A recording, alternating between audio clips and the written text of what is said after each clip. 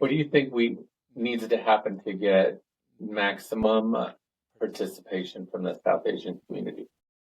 I think we need also non-South Asian candidates to kind of engage with the South Asian community, and all these different communities, a coalition community, you call them, need to understand that you don't need specifically someone from your community to carry the water and issues that you care about. And so if we can find people that are winnable candidates, they have the right campaign infrastructure, they have the resources, why not have them carry your issues? Who cares if they're from exactly your particular community or not? They don't have to be South Asian for you to be a South Asian friendly candidate. And so we do need to step up and support those candidates as South Asian voters. Yeah, so that gets me to this question, because, you know, the South Asian community is a really diverse community in and of itself, right? I mean, huge differences in culture from one end to the other. What is that a tough lift, a hard lift to bring everybody together? In one way it is, in one way it isn't, because everyone's very planet, right? In some ways, culturally. And so if you can find key people in each community, you can actually bring them together a lot faster, because they already have a very good infrastructure where they do a lot of community events, and activities together because of culture, heritage, religion. And it's a community that cares about each other. And so all we have to do is kind of look over, I would say, the very low fences that we have that might be dividing us. Look over the fence, look at your neighbor and say, hey, we want to do some things together.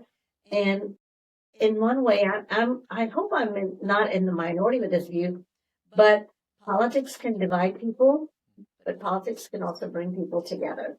You find this common issue, a common cause, and you actually jump over the fence and work with your neighbor and say, let's work on this together. Yeah.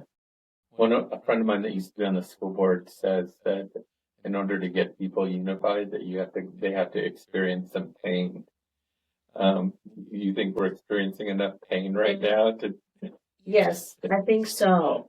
And they realize that people that come from different backgrounds, different heritage, immigrants, non-immigrants, are expressing the same kind of pain. So it's like, oh, okay, you feel the same way I do, even though we come from totally different backgrounds. But that also brings people together. There's always that statement. It's like, people have a lot in common, not what they like, but what they dislike. Mm-hmm. And so we might be entering that phase of politics, is that what we all seem to dislike or disapprove of, mm-hmm, or are shocked by, is what is bringing us together. Mm-hmm. So I don't think that's such a bad strategy, really, to bring other constituency groups together. So you have that strategy to bring the South Asian community together, which is a diverse community. But then also we have every other minority group, like Chicanos and Latinos, and then the Black community, and then we'll call them coalition groups now. I think after the Supreme Court thing, there's no such thing as majority, minority, and well, we've been the majority here for a long time. Right, so we shouldn't even call us a minority, right? And Fort Bend County is very unique with it. Nobody, quote, has a majority. But if you have coalitions that come together, you do form a majority. So do you think in Fort Bend County that this attempt to divide the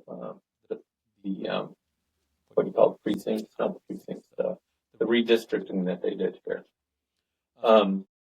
what do you think the effect of that is going to be on the communities? If we can bring everybody together to vote, do you think we can overcome the challenges that they're trying to use division to create? Yeah, I think you're absolutely correct. I think since racial gerrymandering is not being acknowledged and party gerrymandering is allowed, in Fort Bend County, if you do party gerrymandering, you end up doing racial gerrymandering. So the only way to counter that is to increase voter turnout. So when you start looking at areas that they have decided are going to be Democrat voting areas or Republican voting areas, they are Democrats sitting in Republican voting areas.